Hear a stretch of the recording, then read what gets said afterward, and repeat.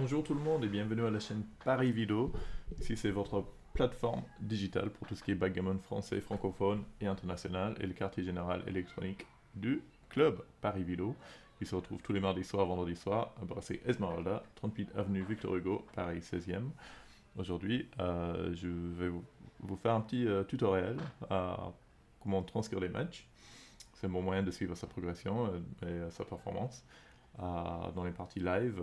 Si vous enregistrez vos matchs avec un téléphone portable, une webcam, un petit GoPro ou similaire, vous aurez un fichier vidéo qui suffit de transformer dans un fichier Extreme Common pour ensuite analyser les erreurs, les blunders et suivre un peu comment vous jouez. C'est pas mal. Pas tout le monde sait comment faire. Si vous n'avez pas l'habitude, c'est pas grave, je vais expliquer tout ça. Comme vous voyez ici, on a l'écran de base d'Extreme Common.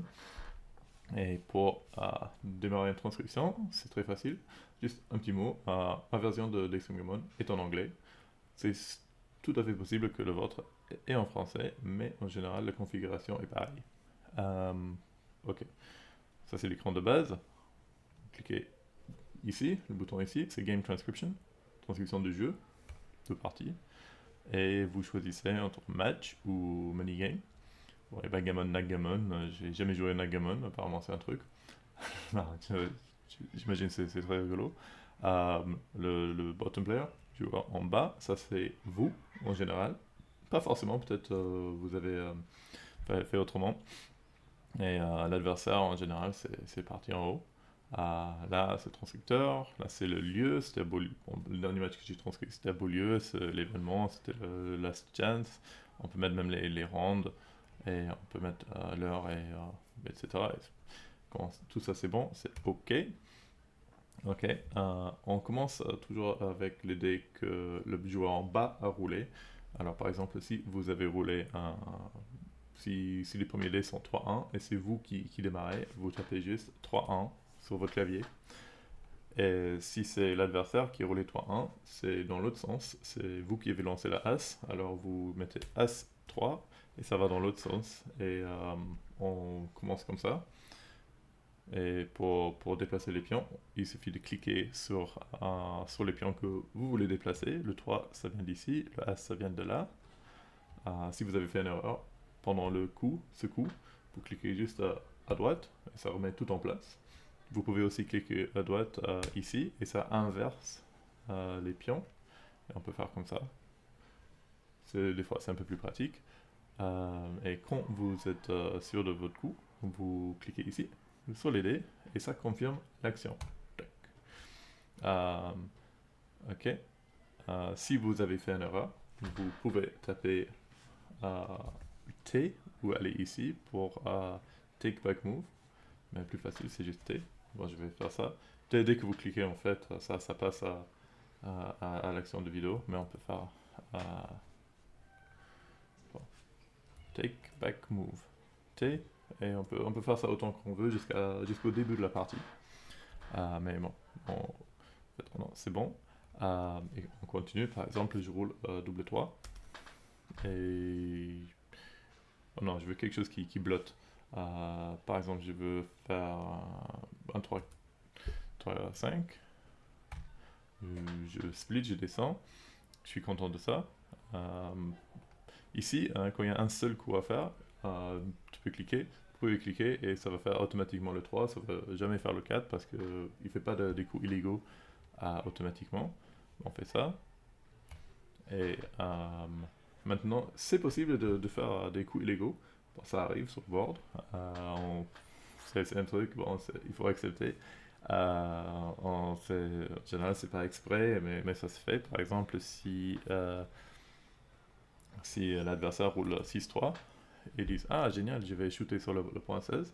Bon, normalement, ça se fait pas, ça va juste sur le point 15, mais c'est pas grave. On peut faire Enter Illegal Move, on peut juste taper I, et c'est la transcription normale de backgammon. On commence par le case où on trouve le pion, 24, on met un petit slash, et puis 16. Normalement, il n'y a même pas besoin de mettre le petit astérisque pour faire le shoot. On fait ça. On a fait le coup illégal. Il y a un petit coche vert, rouge. En fait, ça compte pas comme décision, mais c'est un coup illégal. Et là, on est sur le bar. Euh, Si par exemple je fais un 5-6, on peut juste taper 5-6 et ça va faire gala. Sinon, ce qui est encore plus rapide, il y a un petit raccourci pour ça. C'est fan, qui veut dire gala en français, non, en anglais plutôt. Alors on peut juste taper F et bon, ça fait double 5, ça va faire un dé aléatoire qui rentre pas. Ok. Bon, maintenant on est dans une position où peut-être l'adversaire réfléchit un vélo.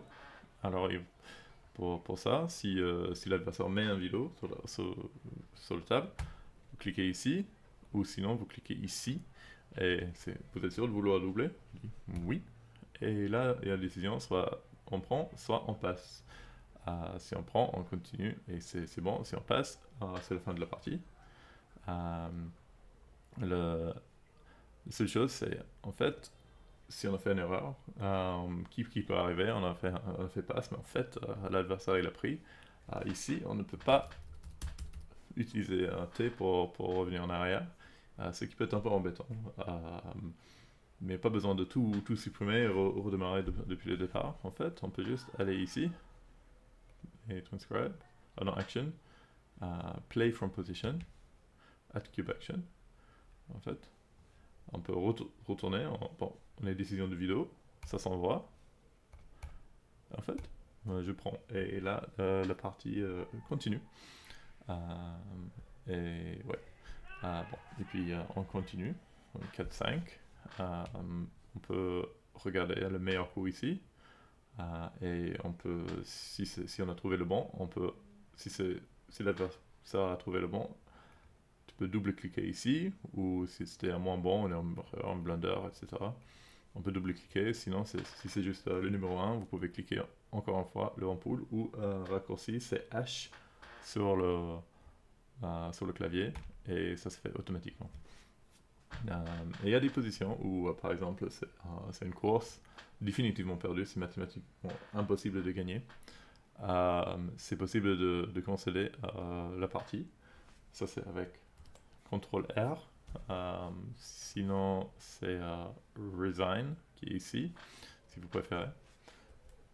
Bon, je vais faire ça. Malheureusement, quand la petite fenêtre dialogue arrive, c'est pas possible d'utiliser les raccourcis. Alors, il faut taper, on peut même juste faire un truc aléatoire si on veut aller en arrière après. Et CTRL R, et on peut choisir de considérer une partie simple, un gammon, un backgammon ou tout le match. Et ouais. Est-ce que c'est tout? J'ai l'impression oui. Juste n'oubliez pas d'enregistrer votre match. C'est bon. C'est enregistré, save, CTRL S. C'est vrai si vous voulez changer le nom. Et si vous avez une position que vous avez envie d'enregistrer en position simple pour ensuite partager dans un groupe WhatsApp ou avec un ami ou quelque chose, vous allez sur exporter position comme XGP et vous cliquez et j'utilise les chiffres et vous faites ça et vous pouvez partager très facilement. Bon, j'espère que ça vous aide avec vos transcriptions et n'hésitez pas à jouer un peu avec Stringman. Il y a tellement de fonctionnalités. Ici, c'est juste une toute petite partie, mais une partie qui est quand même très utile. Alors, je vous souhaite tous une très bonne journée et à la prochaine fois.